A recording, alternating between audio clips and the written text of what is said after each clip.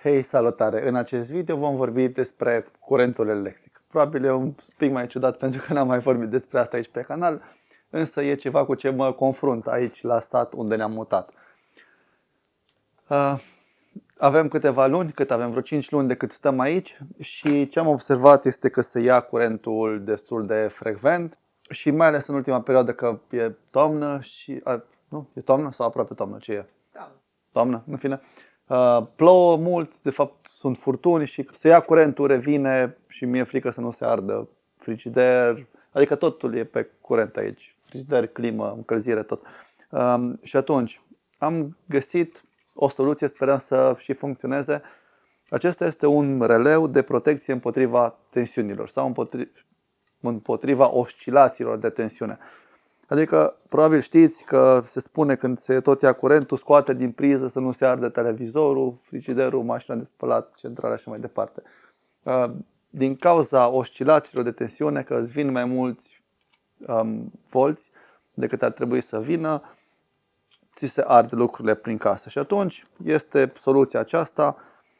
Acesta este un model DigiTop. N-am găsit altceva, cel puțin nu aici în zonă. Și n-am avut grijă să mai comand de pe net. VP 32 de amperi. Deci asta înseamnă că ține până la 32 de amperi și este suficient pentru ce am eu nevoie. Așa arată cutia, dacă căutați, și nu știu, așa arată aici pe ambalaj și așa este. Iar încerc să mă ascund după. Îl arăt bine sau îl arăt invers? Da.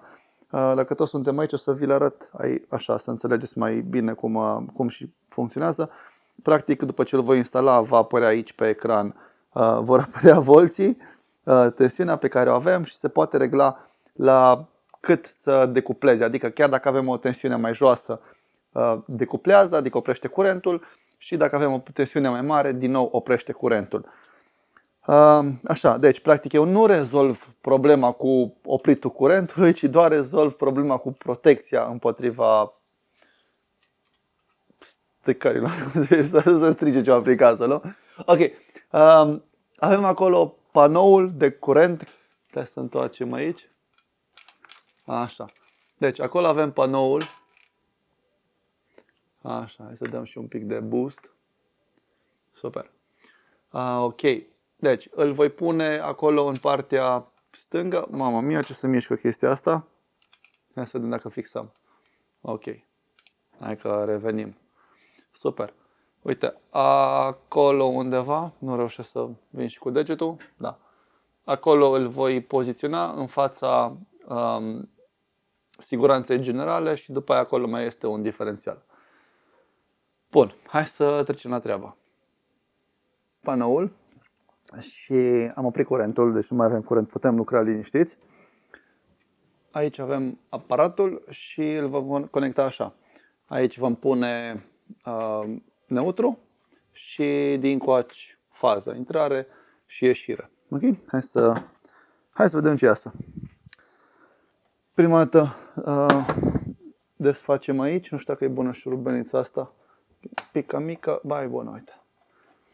Așa. De fapt, stai că nu trebuie să fac chestia asta. Tot aici trebuie să vin cu el. Să strâng înapoi. Ok. Deci, ce facem e așa. Luăm măsura. Aici astea nu o să rămână așa, sunt doar ocazional. Deci, luăm măsura ca să punem cablurile pe aici prin spate. Și atunci o să luăm asta. Odată tăiem neutru și îl băgăm aici. Ok. Așa.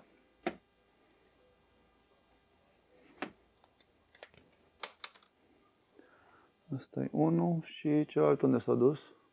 Aici. Hai, cu ocazia asta le și mai aranjăm puțin. Și aici.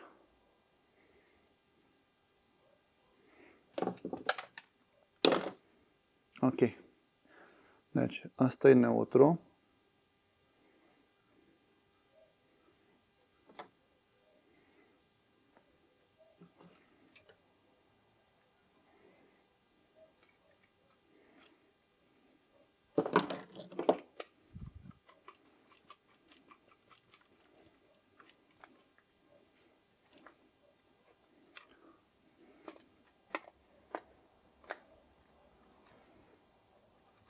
Bun.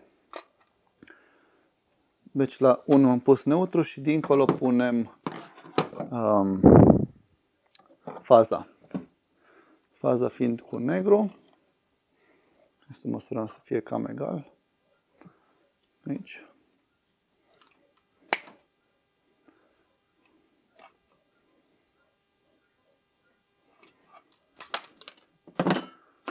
Așa, una pe o parte.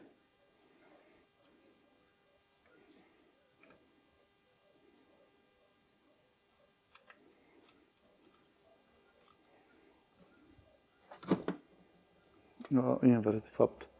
Asta vine la 3, că e ieșire.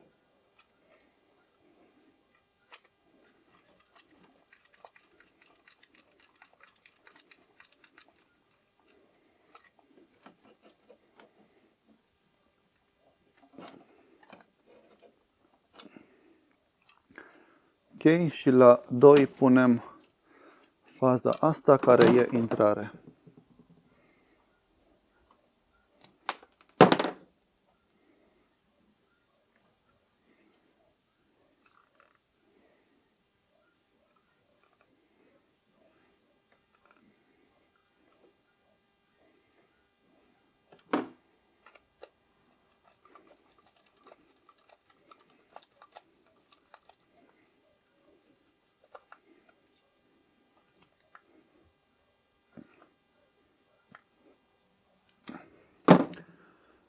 Super, îl avem conectat.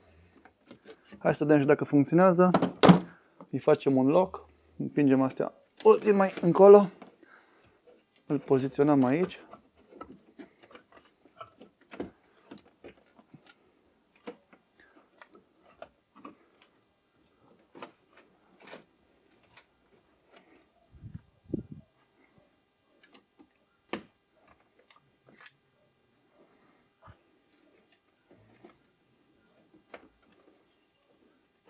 Super, a intrat la fix.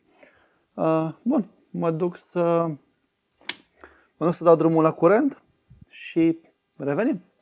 Ok, l-am montat, am dat drumul și la curent și avem 245 de volți, din care noi trebuie să avem 230. Deci avem cu în jur de 14-15 volți în plus. Uite, 244, 243, 244, 245. Ok? Deci avem cam mult. Hai să încercăm să reglăm.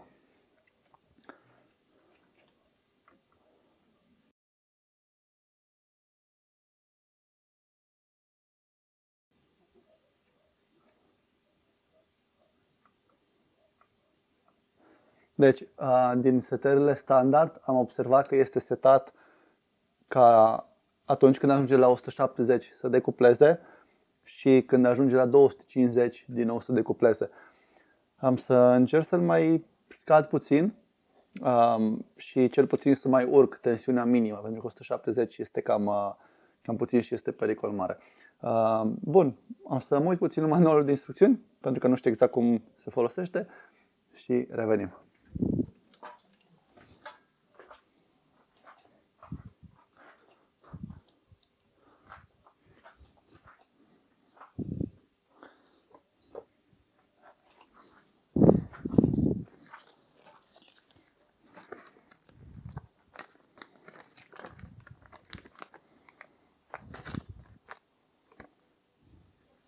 Da, îmi sună, dar n-am închis să răspund.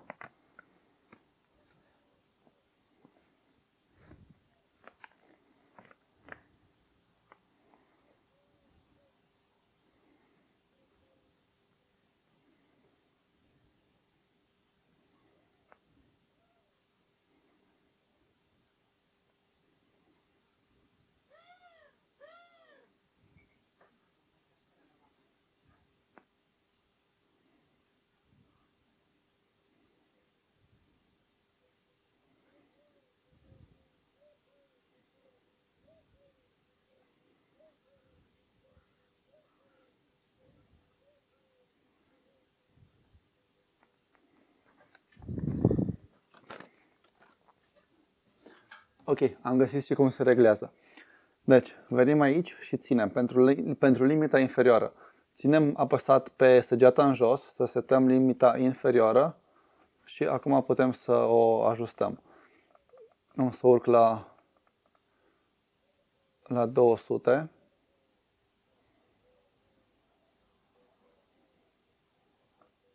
Ok?